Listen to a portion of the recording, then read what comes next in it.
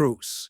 Je ne faisais pas confiance à une victoire du Real dans le Clasico, et Barcelone est devenue une équipe terrifiante. Rafinha se redécouvre avec Barcelone sous la direction de Flick. Manchester City rêve de recruter une star du Barça. L'UEFA prend une décision en faveur du FC Barcelone concernant l'arbitre du match contre l'Inter Milan. Avant de commencer, n'oubliez pas de partager votre avis dans les commentaires sur ce qui manque au Barça dans la période à venir. Et si vous êtes un supporter du FC Barcelone, n'oubliez pas de vous abonner à la chaîne, de liker et de suivre notre page. Kroos. Je ne faisais pas confiance à une victoire du Real dans le Clasico. Et Barcelone est devenue une équipe terrifiante. Toni Kroos, ancien joueur du Real Madrid, a confirmé qu'il ne croyait pas en la victoire du club madrilène lors du Clasico face au FC Barcelone, malgré l'avance de son équipe au score. Le Real a subi une défaite surprise 4-3 après avoir mené 2-0 contre le Barça, lors du Clasico disputé en Liga espagnole. La star allemande Toni Kroos a déclaré: je n'étais pas sûr que le Real Madrid gagnerait le Clasico contre Barcelone, même avec une avance de 2-0. L'ancien milieu de terrain du Real Madrid a ajouté: je dois parler honnêtement, car la manière de jouer ne reflétait pas cette supériorité. C'était comme un cadeau du ciel d'avoir inscrit 2 buts consécutifs contre notre rival, Barcelone. Kroos a poursuivi: ce qui est étonnant, c'est qu'après que le Real Madrid a pris l'avantage de 2 buts, Barcelone a continué à jouer avec simplicité comme si de rien n'était, en maintenant sa manière de jouer et en prenant des risques, comme si le score ne signifiait rien, même s'ils perdaient 7-0. Ils n'ont aucune peur. Ils jouent selon leur style, parce qu'ils y croient. Il a ajouté: Barcelone a une grande confiance en ses joueurs, même quand ils sont menés 2-0, et ils continuent à créer des occasions contre n'importe quelle équipe au monde. Nous avons vu cela clairement en seconde période contre l'Inter Milan, une équipe réputée pour sa solidité défensive. Mais le Barça a continué à jouer et à se créer des occasions avec une facilité remarquable. Je pense que c'est quelque chose de rare actuellement.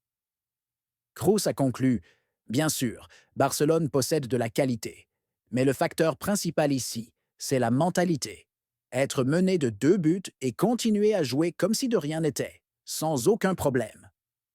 Rafinha se redécouvre avec Barcelone sous la direction de Flick. L'attaquant brésilien Rafinha réalise actuellement sa meilleure saison en termes de buts et de passes décisives avec son club, le FC Barcelone. Les supporters du Barça se sont habitués cette saison à voir Rafinha s'agenouiller sur une jambe et lever le poing en l'air. Une célébration qu'il a utilisée plus que jamais lors de la saison 2024-2025.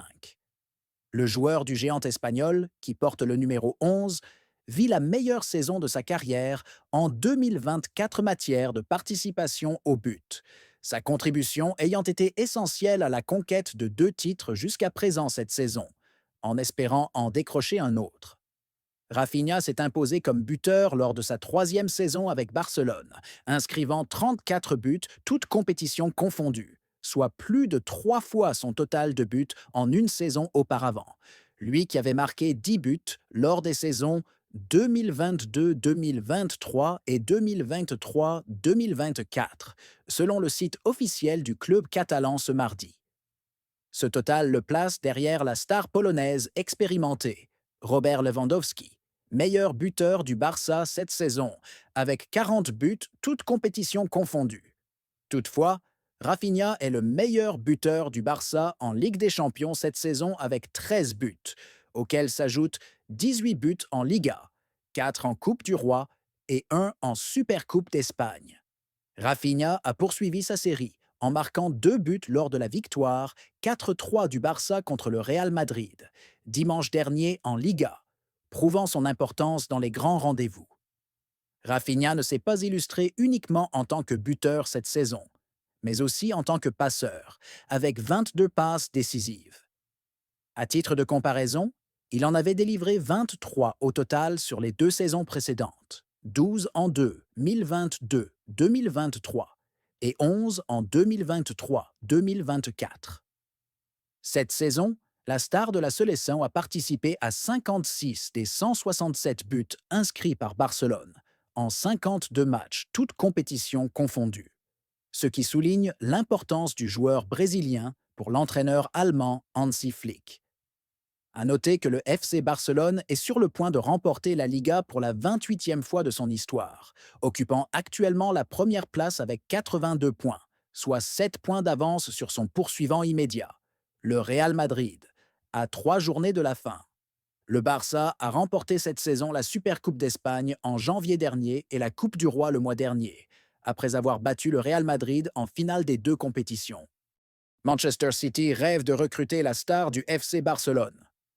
Des rapports de presse ont confirmé que Manchester City a jeté son dévolu sur le meneur de jeu du FC Barcelone, Dani Olmo, afin de s'attacher ses services dans un avenir proche.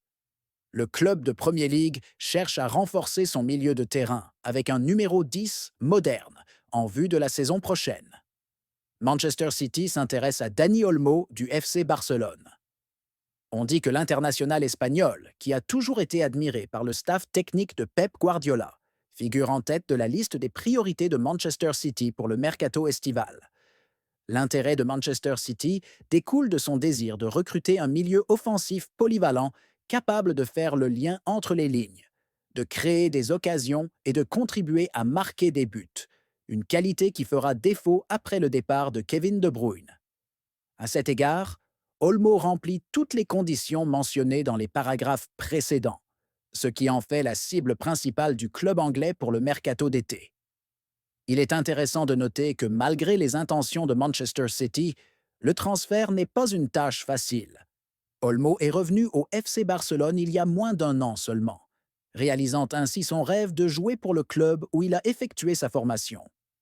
Son retour a comporté de nombreux défis personnels et professionnels, y compris le problème complexe de son enregistrement, qu'il a géré avec un grand professionnalisme et un esprit positif. Position du FC Barcelone, concernant la vente d'Olmo.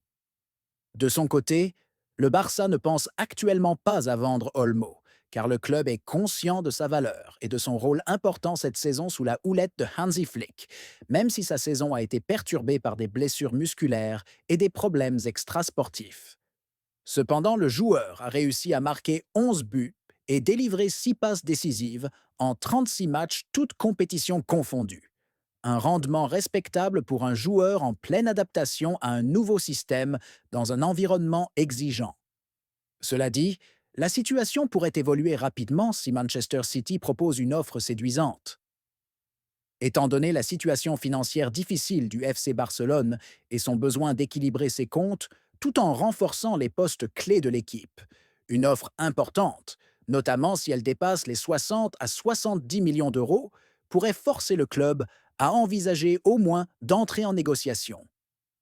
Le Barça dispose de nombreux milieux talentueux et ne laissera pas passer l'occasion d'encaisser une grosse somme contre le départ du joueur. De son côté, Manchester City connaît une saison catastrophique, ayant été éliminé précocement de la Ligue des Champions dès les phases à élimination directe. Il a également échoué à défendre son titre de Premier League, qu'il a cédé à son rival Liverpool, officiellement sacré il y a quelques semaines. Il ne reste plus à City que la FA Cup pour sauver sa saison, après avoir atteint la finale où il affrontera Crystal Palace. L'UEFA rend une décision en faveur du FC Barcelone concernant l'arbitre du match contre l'Inter Milan. La tempête n'est pas encore apaisée, et elle ne le sera pas de sitôt. Les échos du match retour de la demi-finale de la Ligue des Champions entre l'Inter Milan et le FC Barcelone, qui s'est joué lors d'une nuit brûlante dans la capitale italienne, résonnent encore dans les couloirs de la presse, les coulisses des émissions sportives et dans le cœur des supporters catalans, qui estiment, une fois de plus, que leur équipe a été victime d'un arbitrage qu'ils qualifient de partial et de suspect.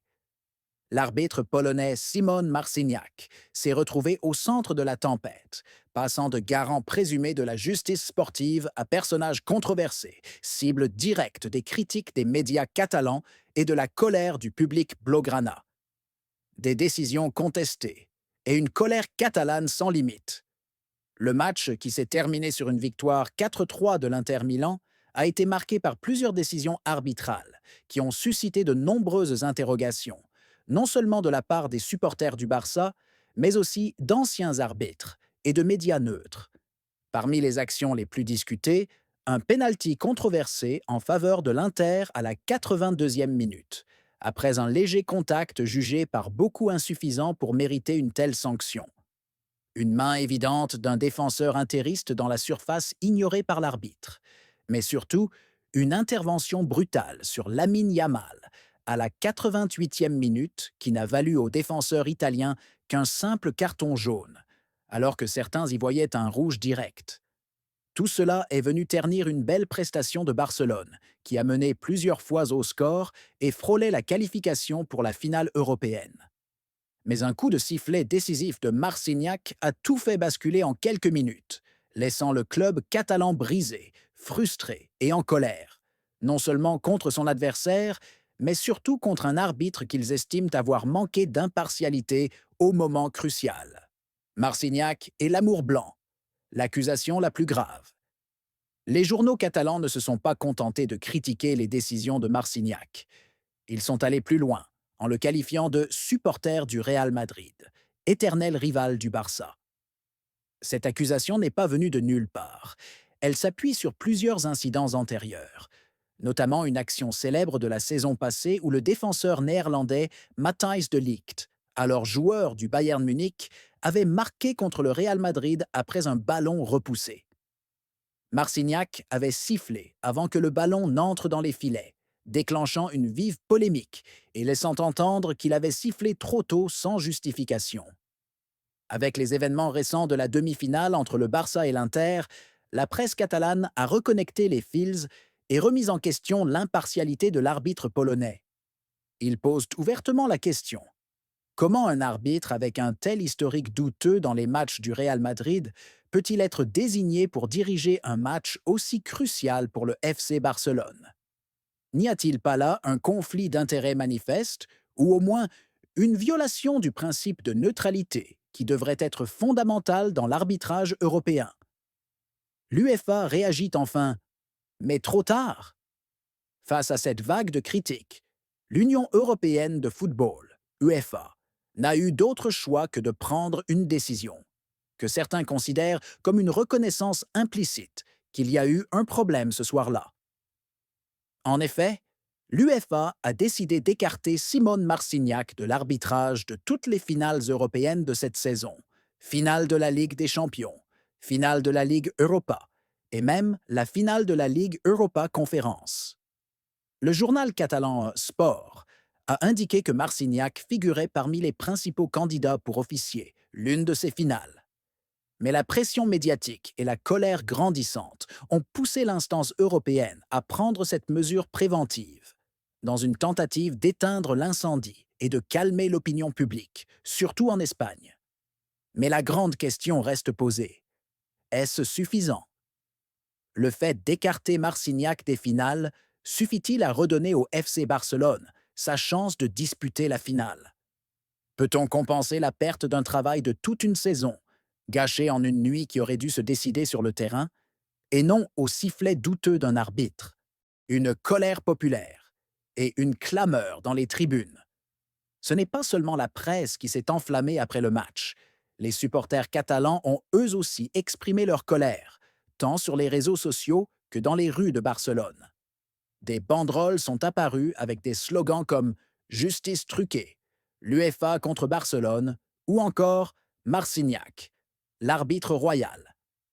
Des dizaines de fans se sont rassemblés devant le siège du club pour réclamer une protestation officielle contre l'arbitre, et certains ont même demandé que le Barça se retire des compétitions européennes à venir si l'impartialité de l'arbitrage ne peut être garantie.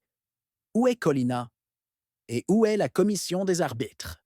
Alors que tout le monde attendait une prise de parole, aucun mot n'est venu de la commission des arbitres de l'UEFA, ni de son président emblématique Pierluigi Collina, qui a souvent défendu les arbitres dans le passé. Son silence cette fois-ci a été interprété comme une forme d'aveu qu'il y avait bien eu un dysfonctionnement dans la désignation de Marcignac pour ce match capital. Conclusion. Où va la pureté du football? Ce qui s'est passé lors du match entre l'Inter et le Barça n'est pas une simple polémique passagère.